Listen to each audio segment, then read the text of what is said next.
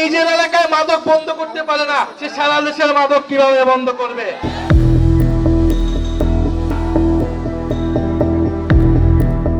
অন্ধকার নেমেছে বিমানবন্দরের রানওয়েতে। বিদেশ থেকে আসা একটি বিমান সবেমাত্র ছুঁয়েছে ঢাকার মাটি। সাধারণ যাত্রীদের ভিড়ে মিশে আছেন আফ্রিকার এক নাগরিক। খোলা চোখে তাকে 8-10টা সাধারণ পর্যটকের মতোই মনে হতে পারে, কিন্তু কাস্টমস পার হওয়ার সময় তার চোখে মুখে লুকিয়ে থাকা হালকা অস্বস্তি বলে দিচ্ছে ডাল মে কুছ কালা হ্যায়। অবিশ্বাস্য হলেও সত্য, তার লাগেজের গোপন চেম্বারে লুকিয়ে আছে কোটি কোটি টাকার মরণ নেশা, বিশুদ্ধ কোকেন।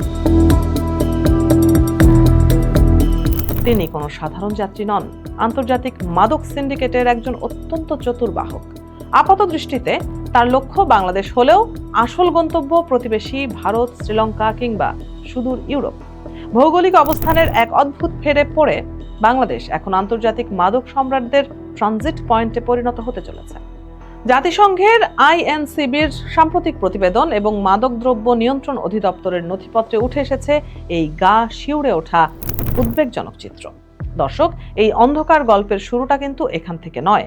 এর সূত্রপাত ল্যাটিন আমেরিকার গহীন জঙ্গল থেকে।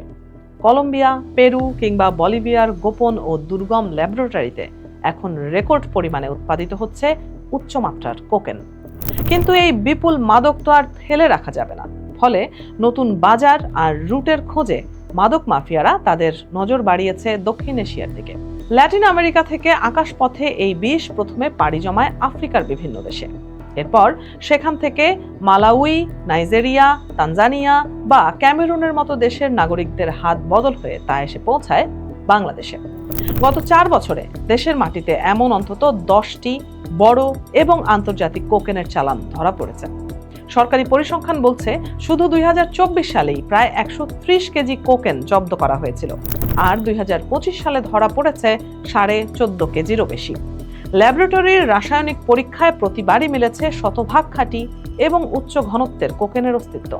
গ্রেপ্তার হওয়া আফ্রিকান নাগরিকেরা স্বীকার করেছেন ঢাকাকে তারা ব্যবহার করছিলেন কেবলই একটি 0 পয়েন্ট হিসেবে।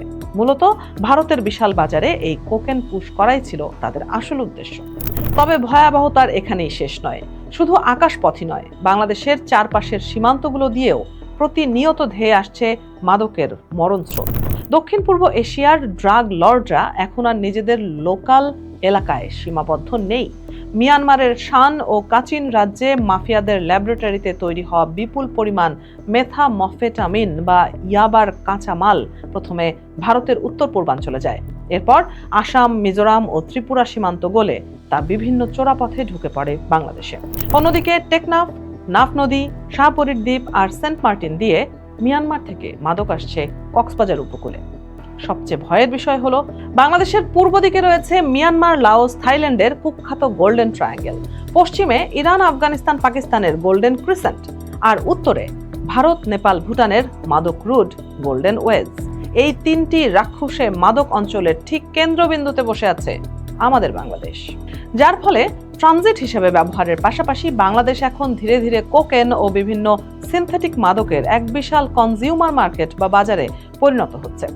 আশঙ্কাজনক তথ্য হলো 2018 থেকে 2025 সালের মধ্যে দেশে অন্তত 13 ধরনের সম্পূর্ণ নতুন, অপ্রচলিত এবং মারাত্মক রাসায়নিক মাদক যেমন এলএসডি, আইস বা ক্রিস্টাল মেথ শনাক্ত হয়েছে, যা অন্ধকার গহ্বরের দিকে ঠেলে দিচ্ছে দেশের তরুণ সমাজ ও ভবিষ্যৎ প্রজন্মকে। দর্শক, পরিস্থিতি যতটা অন্ধকার শোনালো, আশার আলো কিন্তু ঠিক ততটাই জ্বলজ্বল করছে। এই মরণ খেলা রুখে দিতে হাত গুটিয়ে বসে নেই দেশের আইন প্রয়োগকারী সংস্থাগুলো। মাদক সিন্ডিকেটের এই জাল উপড়ে ফেলতে বর্তমান সরকার অত্যন্ত শক্তিশালী ও আধুনিক আইনি কাঠামো গড়ার উদ্যোগ নিয়েছে। মাদক দ্রব্য নিয়ন্ত্রণ অধিদপ্তর স্পষ্ট জানিয়েছে, এখনকার মাদক কারবারিরা ডার্ক ওয়েব বা সাইবার স্পেস ব্যবহার করছে, আর এই অনলাইন ক্রাইম রুখতে দেশের আইন প্রয়োগকারী সংস্থাগুলোর প্রযুক্তিগত সক্ষমতা রাতারাতি বাড়ানো হচ্ছে।